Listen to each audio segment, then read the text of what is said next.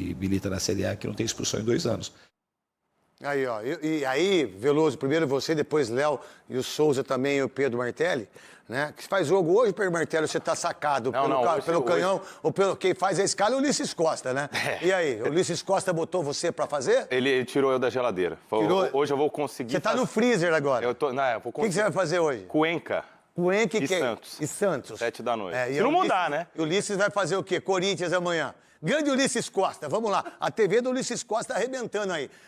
Quando ele diz que eu não sabia disso, hein? 2 anos sem ser expulso, isso a gente tem que levar em consideração. E principalmente quando ele fala, Veloso, olha, eu sei que eu sou duro lá fora, papapá, mas da maioria das vezes ele vê o lado positivo nisso no dia a dia. E muitas vezes a gente não vê isso, porque a gente comenta o que está ali. Eu acho errado fazer isso.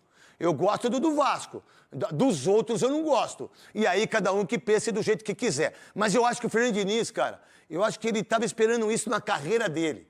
Eu acho que ele está esperando esse momento. Eu acho que ele está feliz. Eu acho que ele deu uma entrevista incrivelmente maravilhosa e ele disse isso. Qual o pensamento do grande chupador de sorvete. E chupador de vaca? Sorvete, da vaquinha. Não sei o nome.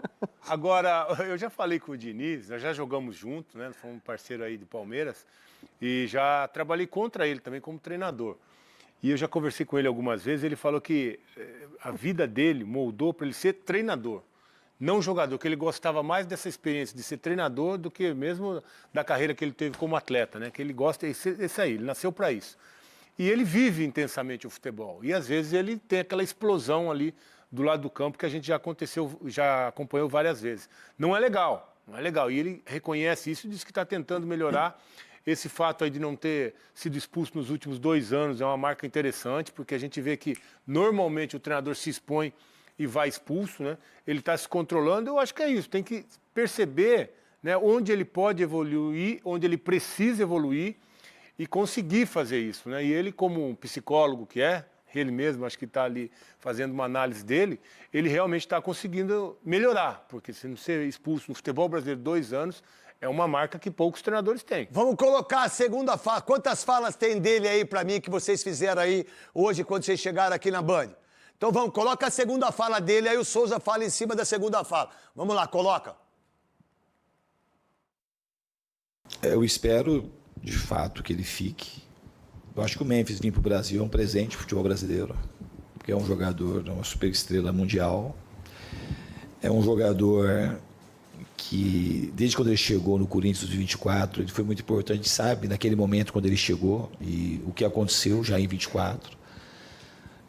Os momentos decisivos das conquistas recentes do Corinthians, ele sempre teve muito presente, muito atuante. E a gente, quando vai jogar contra, você sabe que é um cara que pode decidir o jogo a qualquer momento, que tem um brilho especial.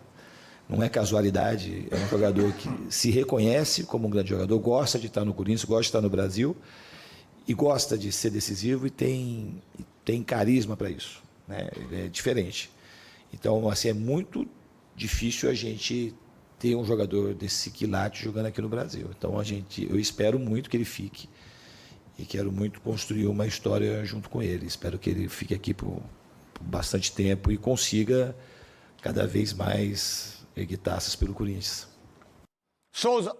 Ele falou tudo aquilo que a gente tem pontuado sobre a qualidade do Memphis, sobre a importância dele, né, no Corinthians desde a sua chegada.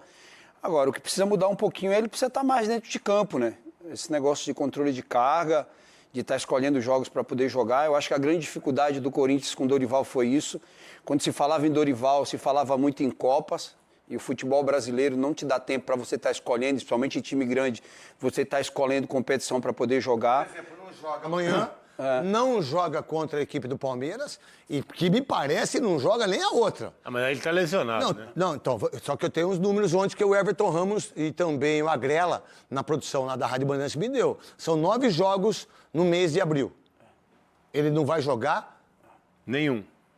Talvez só em maio. E ele ficou... Desculpa, né, Veloso? E o primeiro... Tudo tem um porquê, né? E os primeiros 5 jogos dele Os primeiros 5 jogos do Corinthians, ele ficou de fora, né? Ele quis... No primeiro ano, e ficou de fora os 5 primeiros jogos aqui. Pré-temporada. Você tá de brincadeira, cara. Então, se você faz uma pré-temporada, se você pede pra ficar de Quem fora... toma pressão é o Caio César, coitadinho. Ele quis rir ainda, os caras quase engoliram. O Alê da presidente. Ô, Alê, precisa engolir o moleque também, Oreudo? Não precisava ser daquele jeito que o moleque E no também. Charles, né? e no Charles? Aí o Ele Charles, pegou. olha que segue o carrão. Aí eu não passava nada, eu sei que entende disso, Veloso. O cara ficou preso, Não, né? eu não entendo, não. Eu nunca tomei uma pressão dessa, não. Nunca? Não. Eu já. E aí? Então o Memphis ficou 5 foras para poder fazer uma pré-temporada que desse suporte para ele, mas não consegue. Então Pô, no não dá mês pra de abril, são 9 jogos do Memphis. 9 jogos do Corinthians. Ele não vai jogar nenhum. Ele botou na internet aí, né? Que ele gosta de usar a internet para que os intelectuais, o youtuber, para fazer aquela marca. Ele disse, olha, eu sou cobrado desde 16 anos. Eu sou cobrado pela minha família, por todo mundo, por Santo Antônio de Posse, desde quando eu saí. Porque eu saí de parto normal, eu saí pela vagina da minha mãe. Eu saí, não foi cesárea. Eu saí. A hora que eu saí, o cara falou, não vai ser nada. Não, médico? Não, a parteira. A parteira? Não vai ser nada isso aí. Dá uma olhada como é que é. Dá uma olhada isso aí. Desde quando eu saí da vagina da minha mãe, que eu saí já explodindo, né? Toma. Toma pro 6 essa merda aí. Aí, não tomei, não precisa nem dar tapa nisso aí. Já saiu. A dona Noemi falou, não dá tapa, isso aí não presta. Não, eu falei, o que vocês estão fazendo? Aí eu saí da vagina da minha mãe, o que vocês estão fazendo aí? Seus pés de rato. Seus pés de rato. Eu sou cobrado desde os 16 anos. Meu irmão, aí aquela vitimização, aquela coisa, desculpa, irmão. Você é europeu, velho. Você é europeu. Você não é igual nós. Você não vive igual nós. Então, se você é cobrado desde 16 anos, então por que você não saiu de peito aberto lá na Gaviões com a Alê, presidente? Por que você não saiu de frente com o Serginho da Gaviões? Por que você não saiu junto com todo mundo? Por que vocês todos do Corinthians não abraçou todo mundo e não saiu junto lá para não tomar a pressão que tomou? E tem muita gente, e é uma barbaridade. Eu vi ontem o Capriotti falando a incompetência da diretoria do Corinthians. Mas o que é? O Capriotti, então quando você sair aqui da Band, você tomar uma pressão lá fora, é o Johnny Saad que tá errado? É o Schneider que tá errado? Quantas vezes eu saí da Band aqui que nego xingando eu? O cara veio fazer passeata aqui, um dia que eu falei de um padre. E eu falo do padre, falo do pastor, falo quem quiser. O pastor quer avião. O avião dele tá velho. Quer avião. Quer que nós paguemos o avião do cara. Pera um pouquinho. Então quer dizer que a diretoria do Corinthians é culpada da pressão lá do jogador. Você tá de sacanagem, cara. Mas o que o presidente tem a ver com isso? O que a diretoria do Corinthians tem a ver com isso? Absolutamente nada. Absolutamente nada. Agora, por que o Memphis não saiu de frente na Gaviões? Você não foi gravar o seu clipe lá na Gaviões? Por que você não tomou a pressão lá junto com todo mundo? Vamos lá, bota a terceira aí agora aí. Que o Garro é um jogador extremamente talentoso, teve momentos de brilhantismo aqui no Corinthians. Eu quero ajudá-lo a ele recuperar esse equilíbrio, essa estima que ele tem por si mesmo e voltar a brilhar com a camisa do Corinthians. Eu vou fazer o máximo que eu puder para poder ajudá-lo. Acho que no treinamento de hoje ele treinou e foi um dos destaques do treino, estava muito solto. Eu quero me aproximar e ajudar naquilo que foi possível. Terei o maior prazer em ajudá-lo e, se eu conseguir, vai ser um motivo de muita alegria para mim. Isso é uma coisa que ele tem que é bonito de ver. Quando ele fala que vai ajudar o jogador, e que o jogador precisa de ajuda, e que no primeiro treino foi o melhor do treinamento, e que se você não for, Garro, você não vai jogar com ele. Ele vai tirar você do time. Não vai jogar. Qual a ideia que você tem, Léo? Você que tá corado, você que tá bonitinho, tá branco, bronzeado. Não, a Soraya tá andando assim, ó. A Soraya tá assim, ó, é tudo torta. Eu não sei o que aconteceu lá em Aruba, que não sei o que tá acontecendo com a Soraya. É a água, né? Vai saber se é a água. Lá deve ter muita maconha também, né, Léo?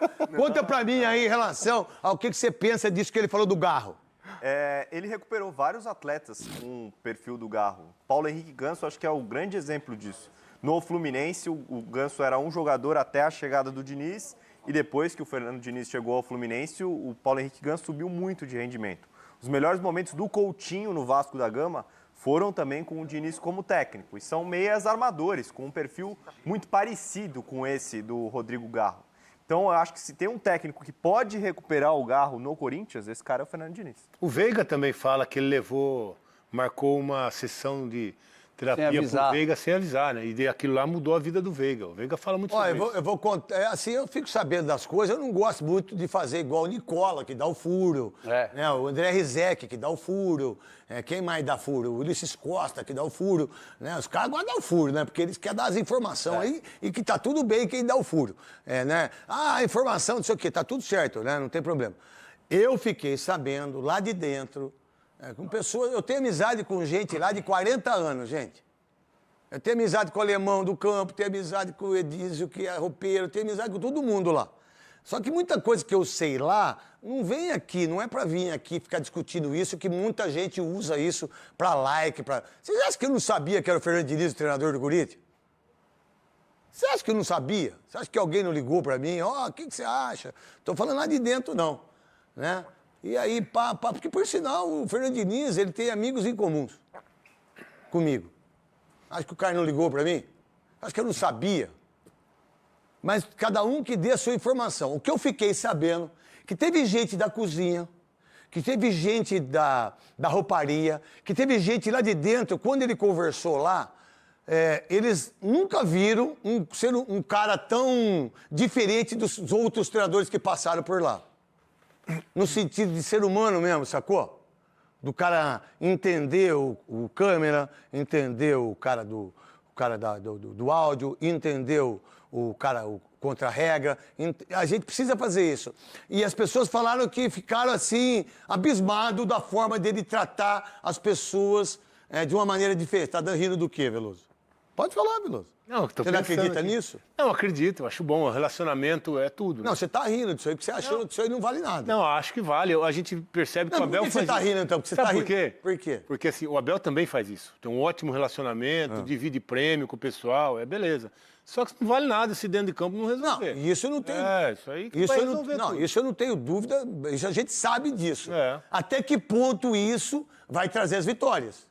Exato. Até que ponto isso, quando perder ou quando não conseguir os resultados, tudo isso ele é colocado lá de que forma? Mas é importante. Mas é muito importante. Não, é bom. É muito importante, porque tem treinador que chega, são mascarados, fazem panelinha, arrogante. Só gosta do dinheiro, arrogantes. A maioria é arrogante. A maioria é arrogante.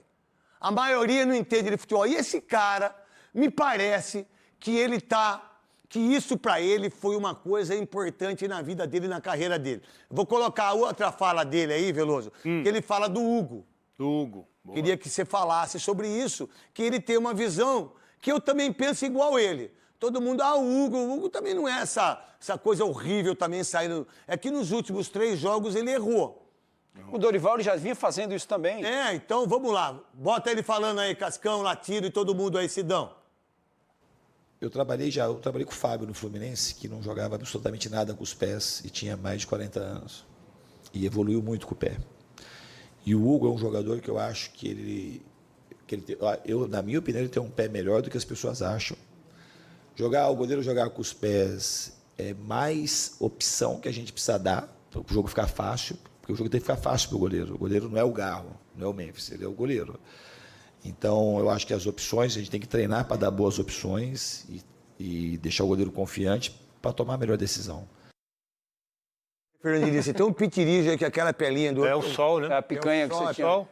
É uma coisa impressionante. Fica esperto, chegar na pupila, aí você vai ter problema. É o sol. Qual a ideia que você tem em relação a isso? E que vocês aí, o Márcio, a Kit Kat, o Davi, o Cascão, vocês tinham que ter pego o Hugo saindo erradamente para que desse conteúdo e lastro para falar sobre isso, né? Mas vocês não pensaram nisso. Mas você, como é um cara chupador... De sorvete. De sorvete. Exatamente. O Hugo, a gente viu... E a vaquinha, né? Esse da vaquinha, eu não lembro o nome. Também não preciso falar o nome.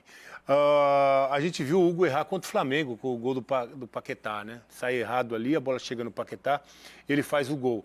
Então, o Hugo, eu acho que até a estatura do Hugo dificulta mais. O Fábio é menor, Tem mais facilidade natural com o pé. O Hugo, até pela estatura, e a gente vê isso no Carlos Miguel também, tem mais dificuldade de trabalhar com o pé. Claro que pode melhorar, claro que pode desenvolver, mas o Hugo não tem o estilo do Fernando Diniz de trabalhar tanto com os pés como os goleiros que ele tem. Mas só que trabalho. tem uma coisa também que o Fernando Diniz faz e que a gente não tá no dia a dia, Léo. Ele treina muito isso. Não, Não. e acho que esse é um conceito do jogo hoje. Isso. Eu não gosto. É um conceito... Não, mas do Fernando Diniz é mais. É mais. É mais. Mas o Guardiola também. Né? É mais. O Veloso, vocês assistem Várzea? Eu assisto o jogo de Várzea, irmão. Os caras da Várzea jogam assim. Joga assim também. Todo mundo... Hoje é o conceito mundial de futebol. Você vê como é que eles batem pênalti hoje, que eles copiaram o Neymar? Então, o conceito é esse. E eu acho que ele treina muito isso. Treinando muito isso, ele pode entender. Mas, pra mim, isso não é o mais importante, Léo. Não, a primeira função do goleiro é fazer a defesa debaixo das 3 traves. Mas acho que para o jogo do Fernando Diniz é importante que ele jogue bem com os pés. Mas ele não é que nem o Sampaoli, que aponta o goleiro que ele quer. Ele trabalha com aquele goleiro que está lá para desenvolver o jogador. Como foi o caso do Fábio, que ele citou, e o Cássio no Cruzeiro também melhorou muito nesse aspecto. O jogo com os pés nunca foi o ponto forte do jogo do Cássio. E quando ele trabalhou com o Diniz...